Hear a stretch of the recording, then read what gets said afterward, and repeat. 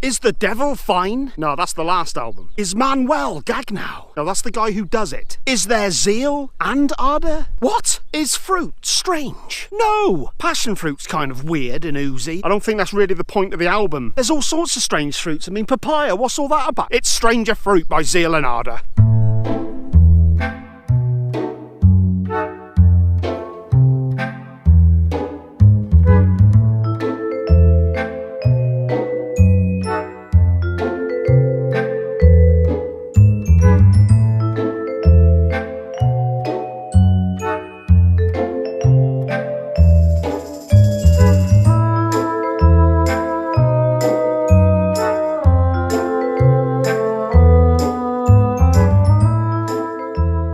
Welcome back. It's been a bit of a longer break than usual, but there's been a hell of a lot of new subscribers come on board, so welcome to all of you. Be interested to see how many of you actually watch anything. This is actually a first for the channel, because this is the first time I've had a chance to review a second album from an artist, a second latest release. Devil is Fine, which came out at the beginning of 2017, actually was my top 5 pick of 2017. Shameless plug.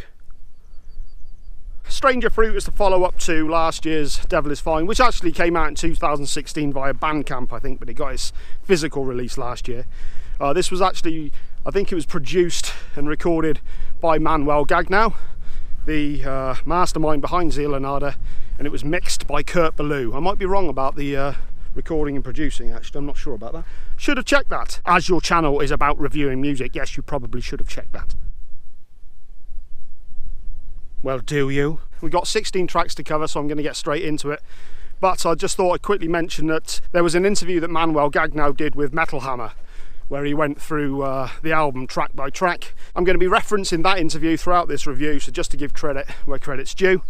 And yeah, I'll leave a link for that in the description as well. First off, and rather fittingly, is Intro. Now, there was a video release for this way back in March, I think it was, and it dropped without anybody expecting it, I believe. Very cool video to it. It's only like 2 minutes long, and a very harrowing video that's very well worth checking out. I'll leave a link for that down below as well. Is this going to be one of those link heavy videos where the viewer is supposed to do as much fucking work as you did? Yes. Song starts out with what sounds like a chopping block, and as soon as those chords started and the humming started,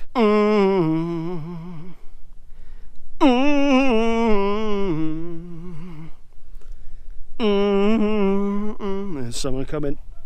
I was instantly excited for the remainder of this album, couldn't wait for it to drop. We've all heard the stories to bring you to your knees. I'm guessing it's Manuel who's saying it, but it's kind of done in a kind of affectation that sounds like an older guy. Very fittingly titled Intro. This one lets you know exactly what you're going to expect from the rest of the album, continuing that blend of Afro-American slave music, blues and black metal. Great start to an album. What is next? Next up, we've got Gravedigger's Chant. This was as well as the second song on the album, this is the second single to be released, and another one that had a video to it. A bit more upbeat and bluesy, this one. Pretty much the bulk of the song of this is based off a piano roll, if that's the right word. I don't think it is. And this is much more in line with blues and gospel tradition than black metal. There's very little of that element in it. Bring the dead body down to the graveyard now. Bring the dead down low, down low. Bring the dead body down to the graveyard, sir. Bring the dead down low, down low. One day I'll get that shit done in one take. Next up is Servants. This is back to a combination of black metal and blues. Servants, join us. He screams on the chorus while accompanied by tremolo picking. There's also some great use of big power chords and more sort of space between notes on this one. I'll just read you a little bit of what Manuel had to say about this one. Lyrically, the intent was for this song to be read in 2 different ways. It could be read as a slave revolution and a call to revolt, but it could also be read as a message to the American middle class. I don't really want to say much more than that. In fact, that level of ambiguity is something that continues throughout this record. As he mentioned there, a lot of the lyrics are pretty ambiguous. I think he kind of likes the idea of people making their own mind up as to what the song's about. So what do you think it's about? What he said That's what, yep. Next up is Don't You Dare. This one starts out with birds chirping. How fitting. How lovely of nature to assist in this review. Oh. It's also got a real southern feel before the tremolo guitars sort of come in again on this one. Morning might never come round these parts, sun never gonna come up. This has got a really feral section in it. Manuel's vocals are far improved on this album as well. I think he's clearly spent some time developing what he does. Oh, come on, why isn't it doing that? Okay. Fucking piece of shit, this phone. This features one of the heaviest sections on the album, probably one of the heavier songs on the album actually. There's some really heavy stuff on this album, and this is definitely one of the highlights. Don't you dare look away, boy. Don't you dare look away, child. I wasn't gonna. Awesome song. Next up we have Fire of Motion. This one starts out with some ominous sounding guitar before going into more black metal elements and some cool bass lines as well. That's another thing that's improved on this album. There's a more prominent feature of bass, which was quite lacking on the first album. Apparently this features an Aleister Crowley sample in the song. I'm not actually sure what that was, or if it's actually what the lyrics are based on, maybe, I don't know, but yeah, apparently there's an Aleister Crowley sample within this song. It's just a super fun song to play. I wish I could say something more deep and meaningful about it, but the truth is that it's on the album because it's just fun to rock out to. I kind of like that. He seems like quite a legitimately cool, laid-back guy who doesn't really take himself too seriously. The Hermit is up next, and this is pretty much an ambient instrumental piece. On the first album there was 3 instrumentals. I should really find out what they were called, shouldn't I? Sacrilegium 1, 2 and 3, and we get more instrumentals on this. There are 4 in this case. They're kind of paired with each other. So the Hermit is paired with the Fool, which will come up later, and then we've got another pair of instrumentals which actually feature back to back towards the end of the album. He literally uses the instrumentals as a way to break up the album and to play with the dynamics.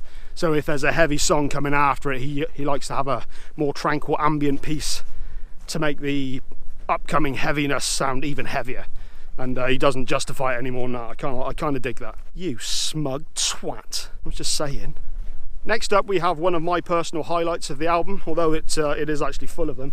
RohRoh. I felt this one kind of went through more changes than a lot of the rest of the album. There's a few more dynamics, a few more ups and downs in this one. You've got all the classic blues and black metal elements. There's also this guitar instrumental bridge section that comes in around 2-3 minutes into the song that works really well. It's kind of something I've not really heard on Zeal and Ardor before. Worked really well. We are the last of the Legion, the last of the Bastion. We are the best of the bastards, Jon Snow, and slaves to none.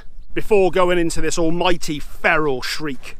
Really great song, standout track for me, awesome. This one actually goes into the next song, which is called ShipOnFire. But I'll just quickly read this. There's a narrative to the album, but I'd rather keep it to myself and let the listener decipher their own meaning and story to it. And then for ShipOnFire, I might as well start off with this. So again, I don't want to spell out too much of the story here, but maybe there was a mutiny that takes place between these 2 songs. So on RohRoh, there are definitely chains involved in the protagonists, whereas ShipOnFire has a much more occult feel to it. Lots of occult chanting that I can't get into, but it's basically the second chapter to RohRoh. There's obviously a deep spiritual meaning to a lot of these songs for Manuel.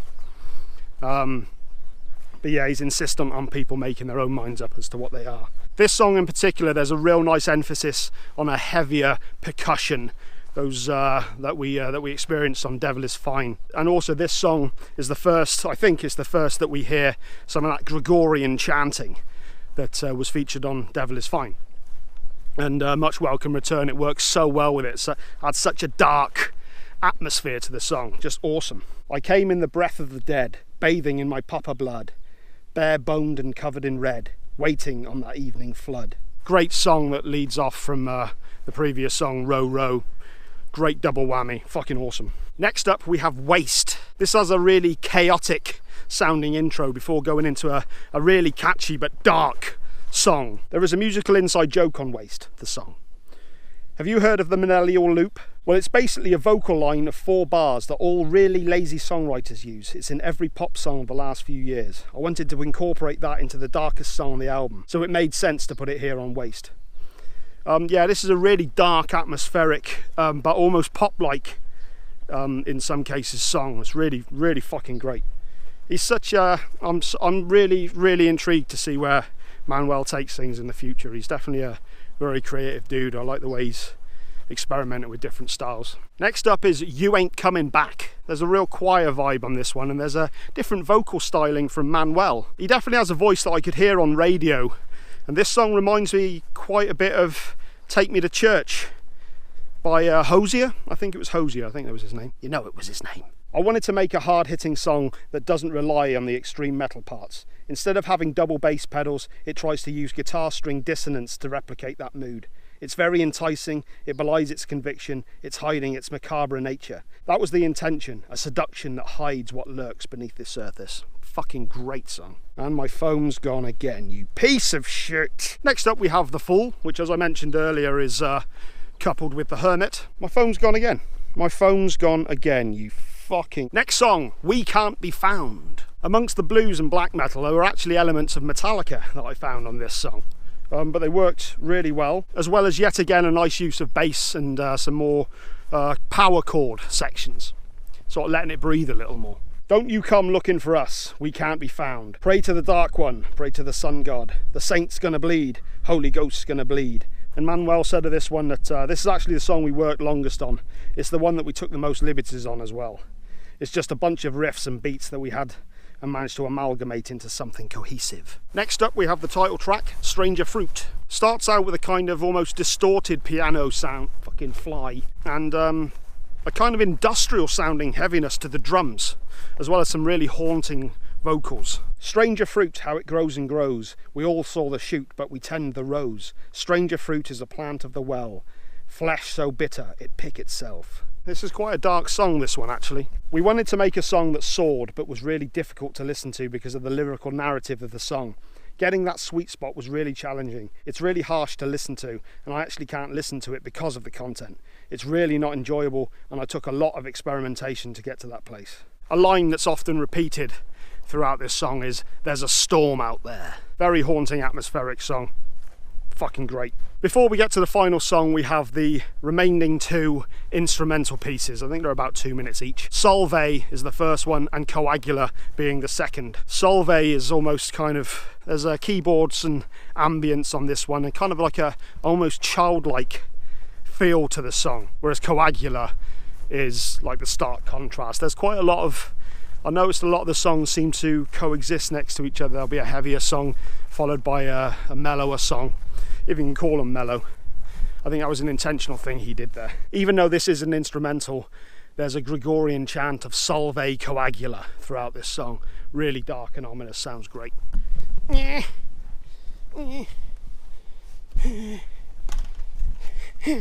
And finally we have the last song, Built on Ashes. This is by far one of the most atmospheric and emotional songs on the album. Manuel's vocals in particular on this song are so expressive, so heartfelt.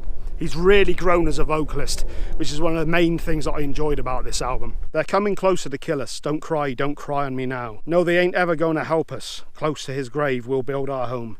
They're coming closer just to kill us. Don't you fix your eyes on me now. You know they're never gonna help us. We never said you'd come back home. End of the way when the thieves tell, you are bound to die alone. One final piece from Manuel here. We wanted to summarise the entire album in a song, give it a cliff note, a sign off, and also to make that a bittersweet thing. This is why the album ends with the lyrics, you are bound to die alone, repeated ad nauseum. The album itself isn't a happy thing, and I think it is a fitting end to the whole endeavour. And so that is Stranger Fruit, the latest album from Zeal and Ardor, and certainly one of my most anticipated albums of this year. Great. Really, really great album. In terms of a score, I'd probably give it an 8 out of 10. As great as it was, there are a few moments where it does get a little bit repetitive. But overall, there's some magical stuff on this album. Absolutely fantastic. It seems like the black metal elements, when they are there, they're even kind of more they're even heavier and darker and more expressive. Use of the slave music side of things as well is all there, as well as the Gregorian chanting. But it's Manuel's vocals, I think, that have just really got me on this album. So much more expressive, and I kind of be interested to see I'm kind of really interested to see where he goes with the vocal side of things, because he's proved on this album that he's a more than capable vocalist, and he can evoke some emotion, that's for damn sure.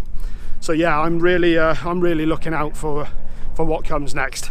Fantastic album, check this one out, you're not going to be disappointed. So what's coming up next? Well, the next review I'll have will be of the latest Yob album, Our Raw Heart. I should have that out in a couple of days. After that, this is one I want all of you guys to get ready for. I'm going to be doing my top 10 Mastodon songs. It's about time I did another top 10. I haven't done one in a while. Next week is going to be Mike Shinoda, his album. This will be the first solo album he's done since the tragic suicide of Chester Bennington. So I'm really curious as to what that album says. Obviously, I'm sure a lot of the lyrics will be referring to that, so I'm really interested to see what comes of that one. I can't really think of too many others I'm particularly fascinated with that I've heard about from that point. I'm going to try and get a few more subscribers' requests done if I can. But yeah, plenty upcoming. If you like this video, make sure you leave a like, leave a comment, share, fucking subscribe if you haven't already. Get notifications, all the rest of that bullshit. I've gone on for far too fucking long.